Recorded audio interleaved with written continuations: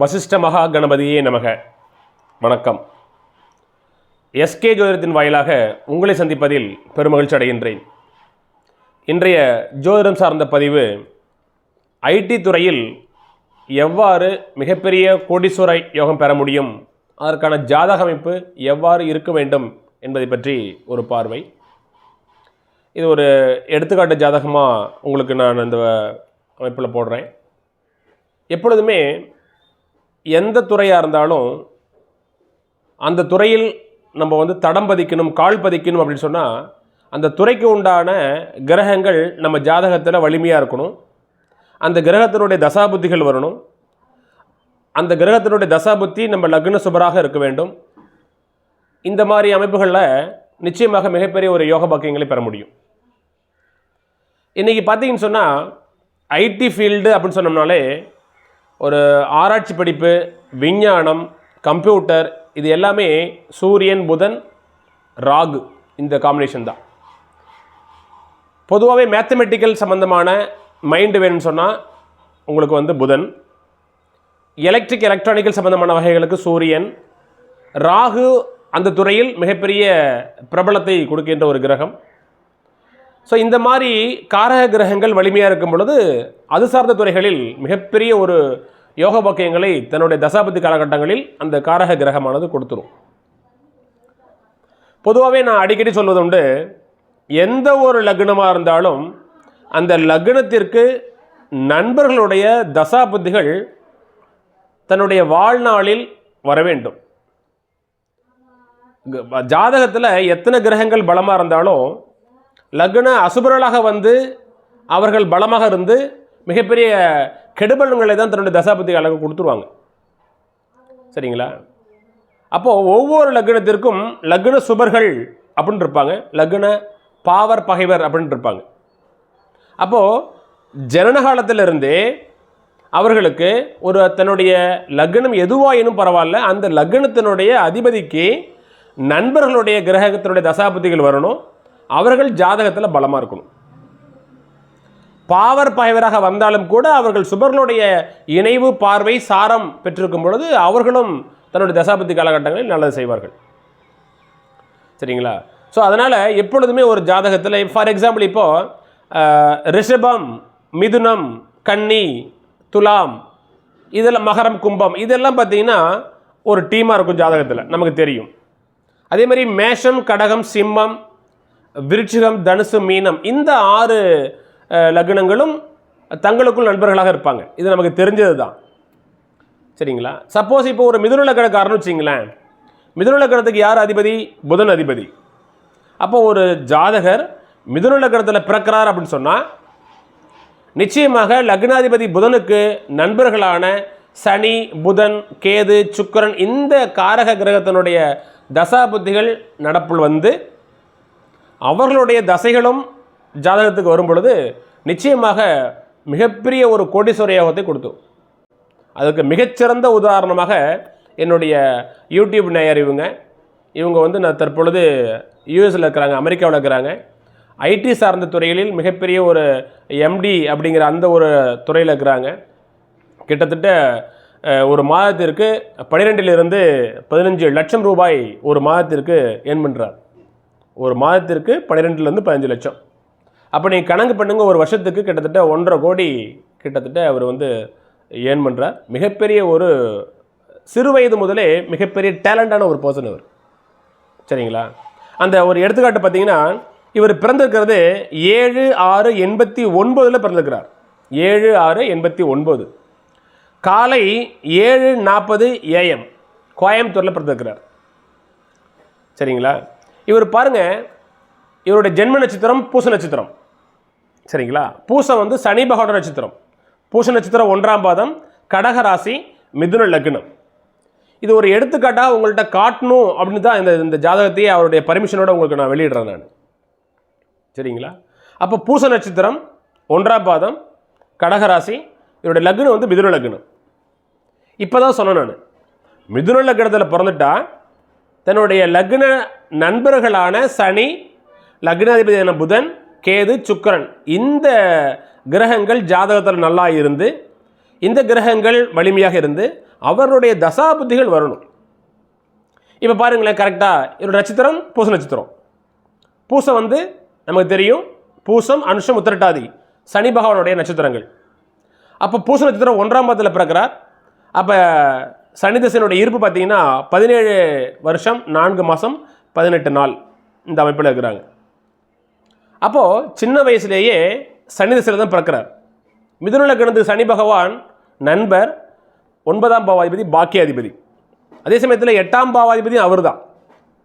அவர் எங்கே இருக்கிறார்? ஜாதகத்தில் 7ஆம் இடத்துல வக்ர நிலையில் இருக்கிறார். பொதுவாக மிதுன லக்னத்திற்கு ஒரு வகையில் அட்டமாதிபதி என்ன அந்த ஆதிபத்தியத்தையும் சனி பெறுவதனால அவர் வக்ரம் அடைகிறது ஒரு வகையில் நல்லது. சரிங்களா? மிதுன லக்னத்திற்கு லக்ன சுபர், பாக்கியாதிபதினு சொன்னாலும் கூட அட்டமாதிபதி தோஷத்தையும் அவர் தான் செய்வார். அவர் எங்கே இருக்கார்? 8 கோடி கிரகம் 7ஆம் இடத்துல இருக்கிறார். சரிங்களா? மிதுன லக்னத்துக்கு 7ஆம் இடம் பாதகஸ்தானம். பாதகஸ்தானத்தில் அவர் வக்ர நிலையில் இருக்கும்போது மிகப்பெரிய அளவுக்கு பாதகத்தை செய்ய மாட்டார்.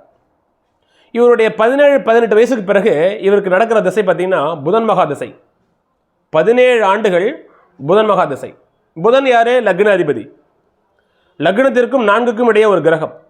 சரிங்களா? உயர்கல்வி தருகின்ற ஒரு இடம் 4ஆம் இடம். அப்போ 4ஆம் பாவாதிபதி லக்னாதிபதியும் கூட. அவர் ஜாதகத்தில் பாருங்களேன், அற்புதமாக இருக்குது. லக்னாதிபதியான புதன் இங்கே சுக்கிரனுடன் பரிவர்த்தனை அடைகிறார். சரிங்களா? அப்போ லக்னாதிபதி புதன் 12லையும் 12ஆம் பாவாதிபதி சுக்கிரனும் இங்கே பரிவர்த்தனை நிலையில் இருக்கிறாங்க.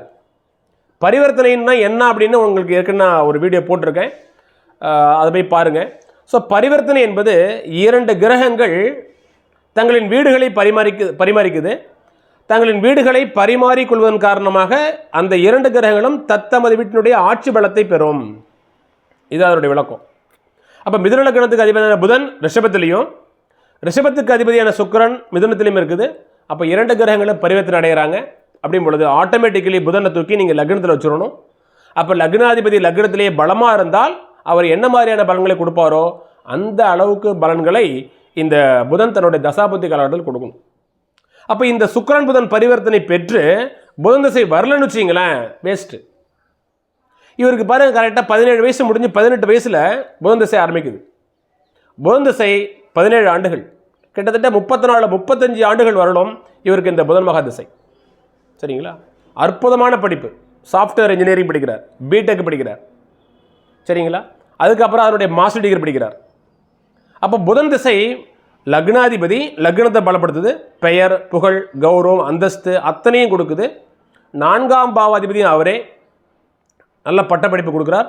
புதன் நமக்கு தெரியும், இப்போ தான் சொன்னேன் நான், ஆராய்ச்சி படிப்பு, விஞ்ஞானத்துறை, மேத்தமெட்டிக்கல் மைண்டு அத்தனையும் புதன் தான் கொடுக்கும். நிபுணத்துவம். இங்கே இந்த புதன் சூரியனோட சம்மந்தப்பட்டிருக்கு. சரிங்களா? புதன் அஸ்தங்கம் அடையல. புதன் 22 டிகிரி, புதன் வந்து 4.33, சூரியன் 22.26 டிகிரியில் இருக்கிறாங்க. சூரியன் புதன் இணைந்து இருக்கிறாங்க. சரிங்களா? புதன் அங்கே சூரியன் நட்சத்திர சாரத்தில் இருக்குது. 3ஆம் பாவாதிபதி சாரன்னு சொன்னாலும் கூட சூரியன் அந்த எலக்ட்ரானிக்கல் சம்பந்தமான அமைப்புகள், சரிங்களா, கரண்ட் சம்பந்தமான துறைகளுக்கு சூரியனை நம்ம எடுத்துக்க வச்சுக்கலாம். அப்போ சூரியன் புதன் அந்த காம்பினேஷன், குருவோடைய இணைவு. ஸோ அந்த புதனை சுபத்துவப்படுத்துது. நீங்கள் பாருங்கள், இந்த புதன் சுபத்துவம் பெற்று சூரியனுடைய சாரம் வாங்கி லக்னத்துக்கு பரிவர்த்தனை அடைகிறார். அப்போ லக்னாதிபதியான புதன் ஸ்ட்ராங்காக இருந்து இந்த 17 ஆண்டு காலமும் மிகப்பெரிய ஒரு யோகபாகம் கொடுக்குறார். அப்போ பட்டப்படிப்பு மட்டுமல்ல, பொருளாதாரத்தில் மிகப்பெரிய ஒரு உயர்ந்த இடத்திற்கு அந்த லக்னாதிபதியான புதன் கொண்டு போயிட்டார். ஆனால் என்னென்னா இன்னும் அவருக்கு மேரேஜ் ஆகலை. ஸோ அதுக்கான விளக்கப்பட்டு சொல்கிறேன். இவர் பாருங்கள், தனாதிபதியான செவ்வாய் 2ஆம் இடத்துல ஆட்சி பலத்தில் இருக்குது. அதே மாதிரி பார்த்தீங்கன்னு சொன்னால் இந்த லக்னத்துக்கு ஆகாத கிரகமான செவ்வாய் பார்த்தீங்கன்னா வர்க்கோத்தம் பெற்று அங்கே இருக்கிறார். இதில் பாருங்கள், நான் ஏற்கனவே சொன்ன மாதிரி மிதுன லக்னத்திற்கு ஆகாத கிரகம் அப்படின்னு சொன்னால் அது செவ்வாய். மிதுன லக்னத்தில் பிறந்துட்டா செவ்வாய் திசை வராமல் இருப்பது நல்லது. இவருக்கு வரல பாருங்க, அதுதான் யோகம். யோகத்தில் நண்பருடைய திசைகள் நடப்பில் இருக்கணும், அசுபருடைய திசைகள் வராமல் இருக்கணும், அதுதான் யோகம். அப்போ மிதுன லக்னத்திற்கு 6ஆம் பாவாதிபதி ருண ரோக சத்துருஸ்தானாதிபதி சொல்கின்ற செவ்வாய் நீசம் பெற்று வர்க்கோத்தம் பெற்று இருக்கிறார். புனர்பூச நட்சத்திரம் 4ஆம் பாதத்தில் வர்க்கோத்தம் அடைகிறார். வர்க்கோத்தம் பெறுவதன் மூலமாக செவ்வாய் பகவான் அங்கே ஆட்சி பலத்தை அடைகிறார். ஆனால் செவ்வாய் அவருக்கு வரல, செவ்வாய் திசை வரல, அதனால் கொடுத்து வச்சவர். சரிங்களா? அப்போ புதன் திசை 17 வருஷம் ஃபஸ்ட் கிளாஸான லைஃப். நீங்கள் பார்த்துங்க, வருஷத்துக்கு 1.5 கோடி கிட்டத்தட்ட அவர் சம்பாதிக்கிறாருன்னு சாதாரண விஷயம் கிடையாது. மிகப்பெரிய ஒரு துறை சார்ந்த அமைப்புகளில் மிக உயர்ந்த பதவியில் இருக்கிறார். வயசு சின்ன வயசு, 34 வயசு தான். இப்போ நடக்கிறது அவருக்கு கேது திசை. சரிங்களா? அவர் எவர் படித்து முடிச்சுட்டு ஏன் வெளிநாடு போனார் தெரியுங்களா? அவர் லக்னாதிபதியாகவும் செயல்படுகிறார். 12ஆம் இடத்தில் இருந்ததின் காரணமாக 12ஆம் பாவாதிபதியும் ஆட்சி பெற்றிருப்பதன் காரணமாக இவர் வெளிநாடு போகிறார். இப்போ நடக்கிறது அவருக்கு கேது திசை. கேது திசையில் கேது புத்தி முடிஞ்சு கேது திசையில் சுக்கிர புத்தி இப்போ நடந்துட்டுருக்கு. 2025 மே மாதம் வரை அவருக்கு கேது திசையில் சுக்கிர புத்தி நடக்கும். கேது யார்? இந்த லக்னத்துக்கு 3ஆம் இடத்தில் சூரியனோட வீட்டில் இருக்கிறார். சூரியன் 12ஆம் இடத்துல. அப்போ வெளிநாடு தான் அவருக்கு வாழ்க்கை. சரிங்களா? கேது திசையில் சுக்கிர புத்தி. சுக்கிரன் யார்? லக்னத்துக்கு சுபர். அவர் 12ஆம் இடத்தில் பரிவர்த்தனை மூலமாக ஆட்சி பலத்தை அடைகிறார். அப்போ சுக்கிரன் 12இல் இருப்பதன் காரணமாக வெளிநாட்டில் இருக்கலாம். அப்போ கேது திசை முடிகிறவர்களுமே இவர் 2030 வரலுமே இவர் வெளிநாட்டில் இருக்கலாம். சரிங்களா? ஏன்னா கேது சூரியனோட வீட்டில் இருக்குது. சூரியன் 12ஆம் இடத்தில் இருப்பதனால 12ஆம் இடத்தை ஆக்டிவேட் பண்ணுறார். சரி, 2030க்கு பிறகு வருகின்ற சுக்கிரமகா திசை 20 வருஷம் இல்லையா? சுக்கிரன் யார்? இந்த லக்னத்திற்கு மிகப்பெரிய மற்றும் ஒரு சுபர். மிதுன லக்னத்திற்கு சுபர்னு சொன்னால் சுக்கிரன் சனி. சுக்கிரன் 5ஆம் பாவாதிபதி மற்றும் 12ஆம் பாவாதிபதி. 12ஆம் இடம் வெளிநாடு, வெளிமாநிலங்கள். அயன சயன போகஸ்தானம் ஒரு பக்கம் இருந்தாலும் வெளிநாடு, வெளி மாநிலங்களை குறிப்பது இந்த 12ஆம் இடம். சரிங்களா? அப்போ லக்னத்துக்கு 12ஆம் பாவாதிபதி பரிவர்த்தனை மூலமாக 12ஆம் வீட்டோடு தொடர்பில் இருக்கிறார். அப்போ சுக்கிர திசை 20 ஆண்டுகள் முழுக்க இவர் எங்கே தான் இருப்பார்? வெளிநாட்டில் தான் இருப்பார். சரிங்களா? அப்போ வயசு இப்போ 34, கிட்டத்தட்ட 2030னா இன்னொரு 6 வருஷம். அப்போ 40 வயசு வரலும் கேது திசை. அதனை அடுத்து 20 ஆண்டுகள் சுக்கிரமகா திசை. அப்போ 60 ஆண்டுகள், இவருடைய வயசு 60 வயசு வரலுமே மிகப்பெரிய ராஜயோகமான வாழ்க்கை இவர் காத்திருக்குது பொருளாதாரத்தில். சரிங்களா? இதுதான் ஜாதகம். அப்போது தன்னுடைய படிப்பு சார்ந்த துறைகளில் கால் பதிக்கணும் அப்படின்னு சொன்னால் படிப்பு காலகட்டத்தில், வயது காலகட்டத்தில் அவருக்கு லக்னாதிபதியான புதன் திசை வருது. புதன் ஜாதகத்தில் கெடல. புதன் லக்ன சுபரோட பரிவர்த்தனை பெறுகிறாங்க. பரிவர்த்தனை மூலமாக புதன் லக்னத்தில் இருக்கிறார். லக்னாதிபதி போல செயல்படுவார். லக்னாதிபதியும் கூட அவர். சரிங்களா? அப்போ பாருங்கள், என்ன ஒரு யோக பாக்கியம் பாருங்கள்.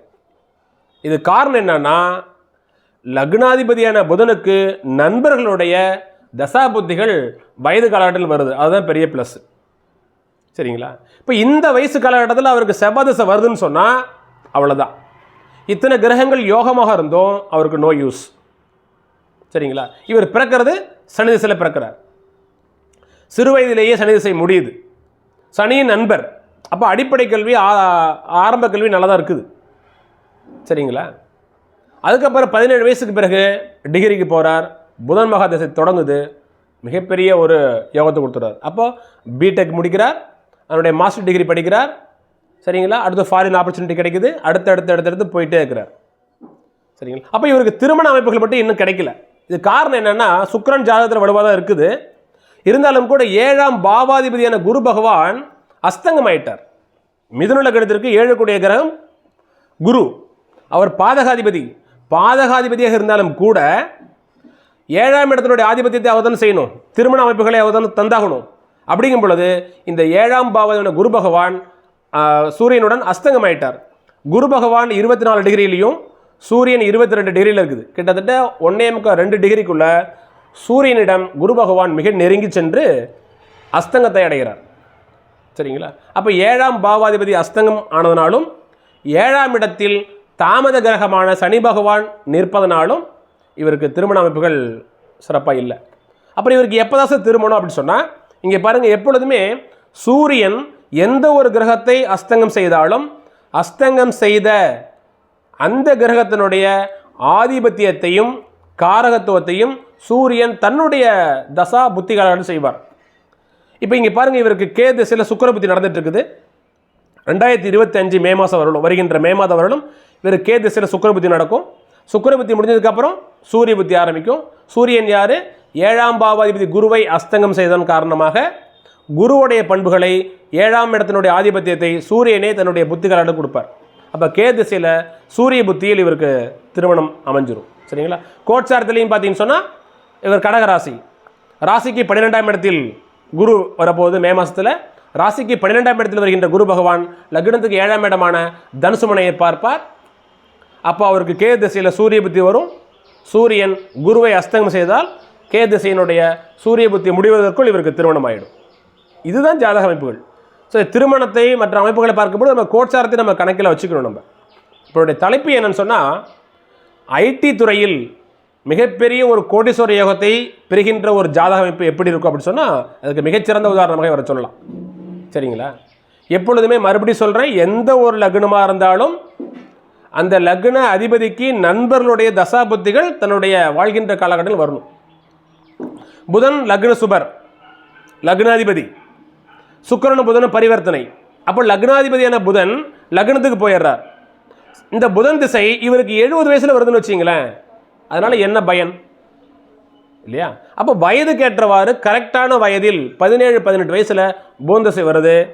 அந்த 35 ஆண்டு காலம், 17லேருந்து 35 வருஷம் வரணும் இவருக்கு அந்த புதன் தசை மிகப்பெரிய ஒரு அற்புதமான வாழ்க்கையினுடைய அடித்தளத்தை அமைச்சு கொடுத்துருச்சு.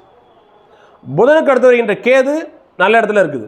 ஸோ பாவகிரகங்கள் 3, 6, 10, 11 இருந்தால் நல்லதுங்கிற அடிப்படையில் கேது 3ஆம் இடத்துல இருக்குது. கேது அங்கே சுயசாரத்தில் இருக்குது. சுயசாரத்தில் இருப்பதன் காரணமாக கேது சூரியனுடைய சாரத்தில் இருப்பதாகவே நம்ம கணக்கில் எடுத்துக்கணும். ஏன்னா கேது சூரியனுடைய வீட்டில் இருக்குது. சூரியன் 12ஆம் இடத்தில் இருக்கிறார். எனவே 12ஆம் இடம் ஆக்டிவேட் ஆகுது, வெளிநாடு போயிட்டார். சரிங்களா? இதுதான் அமைப்பு, ஜாதக அமைப்பு. எனவே அன்பு நேயர்களே, ஒவ்வொரு ஜாதகமும் யோகமான ஜாதகமா என்பதை தீர்மானிப்பது அந்த லக்னத்தினுடைய நண்பர்களுடைய தசாபுத்திகள் நடப்பில் வரணும். நண்பர்களுடைய தசாபுத்திகள் வலுவான நிலையிலிருந்து தசை நடத்தும் பொழுது நிச்சயமாக மிகப்பெரிய ஒரு யோகமான அமைப்புகளை கொடுத்துவிடும். மற்றும் ஒரு வீடியோ பதிவில் மற்றும் ஒரு புதிய தலைப்புடன் உங்களை சந்திக்கின்றேன். நன்றி, வணக்கம்.